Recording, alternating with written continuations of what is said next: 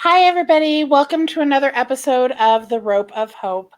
My name is Kimberly Plesia. I am the host of this show, and I want to thank anybody and everybody for joining me tonight. Tonight, I am joined by Theresa. I apologize. We've had weather, and my dogs are in the background barking. So please bear with me. Theresa, thank you so much for taking time out of your schedule to join me on tonight's episode. Thanks for having me, Kimberly. It's nice to see you again. I'm glad to be here. So tonight we are going to be discussing Theresa's past with addiction and some of the things that got her there, and kind of how she has come past it and how she is now. But before we start, Theresa, why don't you tell everybody a little bit about yourself? Okay. As Kimberly mentioned, I'm a recovering alcoholic addict. I am in the process of writing a book called Honor Your Body, Honor Yourself. And it's about radical self-care. And it's about how I learned to look after myself after experiencing a number of health setbacks in sobriety. So I just want to pass on what I learned, what took me 25 plus years to learn. I thought I'd put it in one book and people can kind of get it all at once. Very nice. So you mentioned that you dealt with alcoholism, or with alcohol as the substance. How long did you deal with that? Or were you actively drinking? I was actively drinking for 10 years. It wasn't an everyday thing for the entire 10 years, but it started when I was 13 years old. And my friend and I were drinking Boilermakers at her parents' house. And we didn't even know how to drink. We just figured out we were going to do this. And I just remember feeling so good. Even though I threw up in the field afterward, I just remember feeling so good because it was like I was looking for it my whole life. Just to get out of myself and not have to feel like myself anymore. So, and this is a rough question, and we're not going to go into the answer because I think I know part of the answer, or I'm assuming. Were there things that you dealt with that got you to the point of starting to drink at the age of 13? Yes, actually, I had a very difficult time relating to other people. And there were some incidences of sexual abuse that happened. And I think that was probably the deciding factor that I felt I needed to get out of my body. And I needed to just get through life. And I didn't have any coping skills. So this was my way of coping. And I learned coping skills much later on, 10 years later, when I got clean and sober. But at the time, I didn't know anything about coping skills, and nobody I knew talked about that stuff. It's not something they teach in schools. No. And they really maybe should, because it might help some of us avoid issues. Mm-hmm. Now, speaking from a position of being a former drug addict, I drank in college. Occasionally I have a glass of wine now, but drinking was never a thing for me. Okay. But drugs were my thing. I spent 8 years as an addict. But the biggest reason I know I used was it was very numbing. Like I didn't have to feel anything. Is it the same with alcohol? Yeah, exactly. That's what it did, was it numbed me. And it enabled me to just be somebody else, just not be in my body. Because I had a lot of self-hatred, and I had very self-destructive tendencies. And I got into drugs later because they just helped me drink more. But yeah, it definitely numbed me, and it just helped me get through life, because I felt without it, I was very raw. I was very sensitive to a lot of things that maybe other people weren't. So I really had a hard time processing feelings. I didn't understand what I was feeling. I was just, like I said, I was sensitive to everything. And this helped me be less. It was like a buffer. It was like a buffer between me and the rest of the world. And I didn't feel vulnerable when I drank. So and again, it's some of the questions I'm going to ask were based on like I know the reasons I did things, so I kind of want to almost compare notes, if that makes Okay. sense. So I know I I had a bad habit when I was using of putting myself in situations I say unknowingly, because I wasn't cognizant of what I was doing. Did Mm-hmm. you find yourself in a lot of those types of situations that were not healthy or not safe? Yeah, definitely. I didn't have any regard for my safety or anybody else's either, for that matter. All I was focused on was getting my drink or my drug and getting stoned, and it didn't matter to me really where it took me. I didn't. I didn't care about safety. I didn't care about protecting myself. I didn't. I was just very reckless. I had tunnel vision. I knew that I wanted to get that thing, and whatever I had to deal with, I had to deal with. So I certainly put myself in some situations that were not safe, and um, it was just places that I would not have gone otherwise.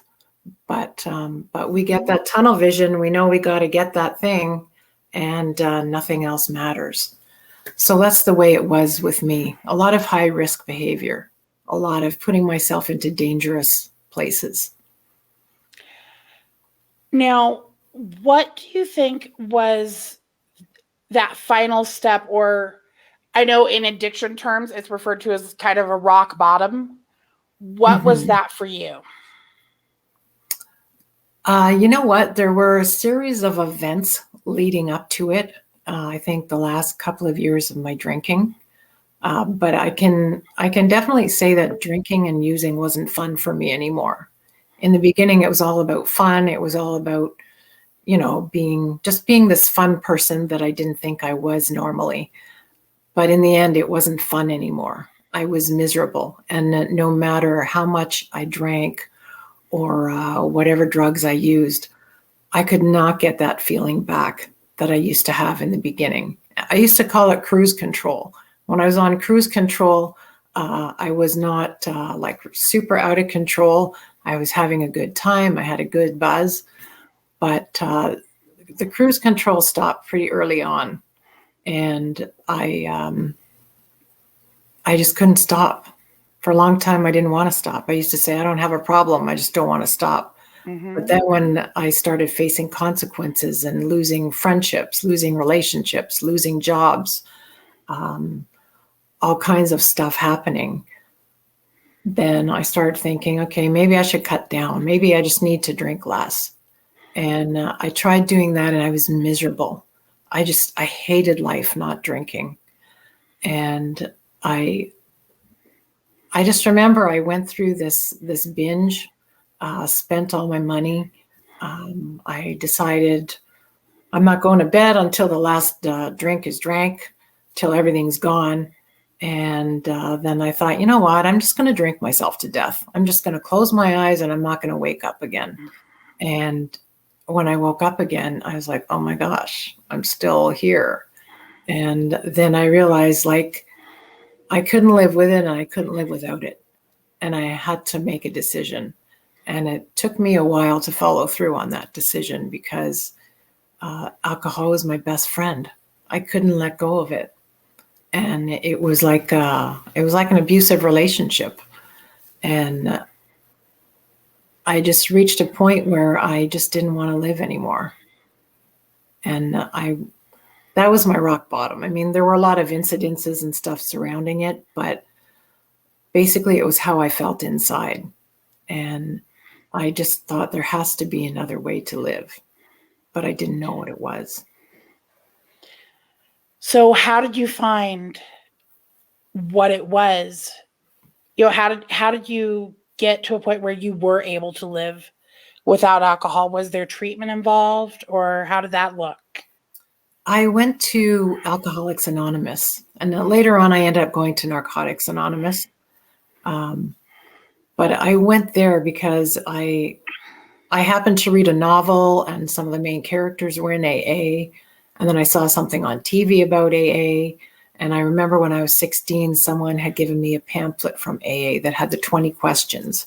And at the bottom it says, if you answered this many, then you're probably an alcoholic. And I remember thinking, well, then I guess everybody's an alcoholic. But I remembered that pamphlet and I remembered some of the questions. And I thought if someone gave me that pamphlet now, I would probably answer yes to like 18 at least. Mm. So that's where I went. I didn't know where else to go. I didn't know who to talk to. And then my friend played baseball and we used to all go to the bar together afterwards. But there was one girl that wouldn't go along because she was clean and sober. And I remember thinking, what? Like, you don't drink, but you're so cool? Because I didn't like people that didn't drink. If you didn't drink or do drugs, like, I just didn't want to know you. But I remember this girl and I was like, oh my gosh, like she doesn't drink and she's happy. And then I heard that she went to AA. So that's where I went to get help.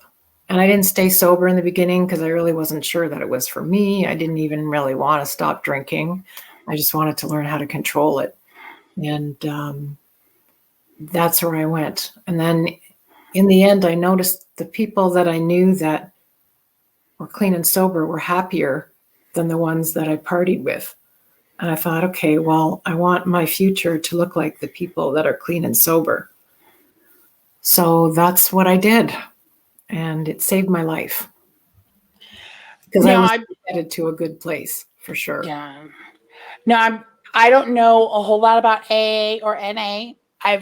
I didn't, that's not the path that I took for my sobriety. And I know there is, but I do know there's a lot of anonymity that the group is based on. Can you describe what a meeting is basically like without breaking that anonymity? Sure. There are open meetings and there are closed meetings. An open meeting is open to the public. And what happens is a speaker will get up and share their story, what happened, what it's like today. And anybody's welcome to come and people are available to answer questions. The only thing is when you go there, don't tell people who you saw there, just to respect people's anonymity. And then there are closed meetings for people that either have a problem or think they may have a problem and are still exploring that. And usually it's a discussion meeting. And usually there's a topic of discussion, or we read some of the AA literature and talk about it. And we go around the table and anybody can share. And the cool thing is everybody listens. There's no people yelling over top of each other trying to get heard. Everybody has an equal chance to share around the table, which is what really attracted me to it.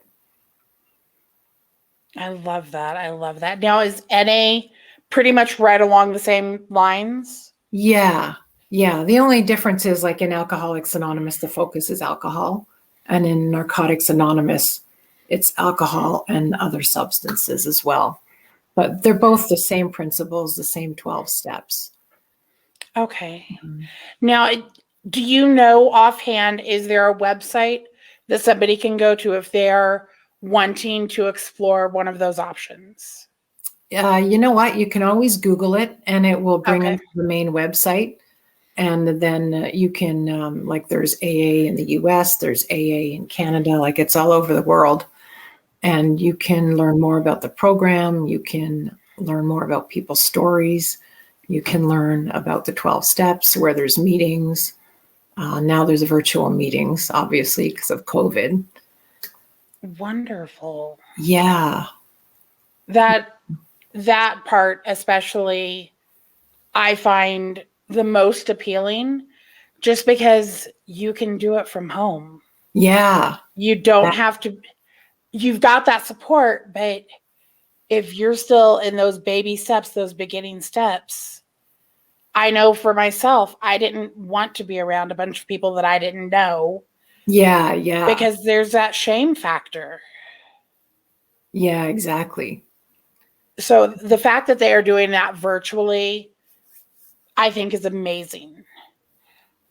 So I am going to interject real quick. If anybody is dealing with any type of substance abuse problem, be it alcohol, be it drugs, be it anything, I do encourage you, reach out, Google search AA meeting and a meeting in your area. Like Theresa said, they are all over. They're done virtually now as well. You can also look up SAMHSA. It will provide you with resources in your area. And here in the comments, I am putting their phone number. You can make a call that is completely anonymous, that is private, and ask for help if you need it. Theresa, thank you so much for coming on and sharing all of that. I would love to know where your life is at now. My life, I live a very full life. I have a lot of friends. One thing I really struggled with was relationships with people, not just like romantic relationships, but just relating to other people, how to be a friend. And I feel a sense of connection with people that I didn't have before. And I feel a sense of connection with myself. Before I was very fragmented. I was very disembodied. And now as I have gone through life and I have gone through healing, a lot of healing, I can say that I feel fully whole and complete. And I enjoy being around people. I don't need to drink to be with people. And I've learned that everybody has a story. Everybody has something. And a lot of times people just need someone to listen to them. They don't necessarily need my advice. Sometimes they just want somebody to listen to them and validate them. And I've learned to listen to people. At one time in my life, I just wanted to talk over people, and I wanted to be heard, and I wanted to be right. And I've learned that I don't need to be right. I want to be happy. I ask myself, do I want to be right or do I want to be happy? So I choose happy. So what do you think is the best thing that has come out of your sobriety? I would say the best thing for me is I have a relationship with God that I didn't have before. Keep an open mind. I do believe that there's a power greater than us that created us. I call him God. And that faith has gotten me through so many crises. Life hasn't been perfect. Life never is. Because of some of the things I was dealing with in the past, I didn't know a lot about personal boundaries. I had to learn the hard way to set healthy boundaries. And I've just been from one thing to another. And throughout it all, I've learned to have faith that God is there, God hears us, and he loves us. I love that. Well, I do have one final question for you. Okay. And if you recall, when we spoke previously, I told you there would be a final question that had nothing to do with this episode. In your life, from day one to present, what is the most inspiring thing that somebody has ever told you? The most inspiring thing. I've heard so many inspiring things, it's hard to choose, but I remember somebody saying, you are enough. You don't have to prove anything to anybody. You are enough the way that you are. And everything that we need is already inside of us. And sometimes we don't discover it until we go through a crisis or we go through something dramatic. And that really stuck with me. And it really helped me when I was going through a lot of stuff. It helped me to learn. Like I would think, okay, there's something inside me that I'm going to learn about. So that's how I have always tried to approach things. I absolutely love that. With your permission, I would like to actually make a post in the future about that. Yeah, absolutely. Well, Yeah. Theresa, thank you so much for taking time to come on my show and share your story with everybody. I definitely think it's something that needs to be talked about amongst people, and I applaud what you've gone through, where you're at. I'm, one addict to another. Yeah. You rock. I'm Thank so you. proud of So do you. you. And thank you. I'm blessed to have made this connection with you. I really am. So Thank you thank for you. having me. Of Thank you. course. You guys, if you are moved by some of these stories that I am able to, share through my guests, if you want to see me continue this, if you want to support this podcast, all you need to do is go to buymeacoffee.com/this fat girl life. Your support enables me to spend the time, speaking with other people and having them come on the show, spend the time doing all the behind the scenes work that people don't always know about. So definitely buymeacoffee.com. Keep me caffeinated. You guys, I will be back again next week, and I will be on tonight on Instagram. If you're not already following me, make sure to do so at thisfatgirllife.blog on Instagram for the fat of it. That way you could get the after show from tonight's episodes. I will see you guys next week. Have a great weekend. Thanks, Kim. Of course.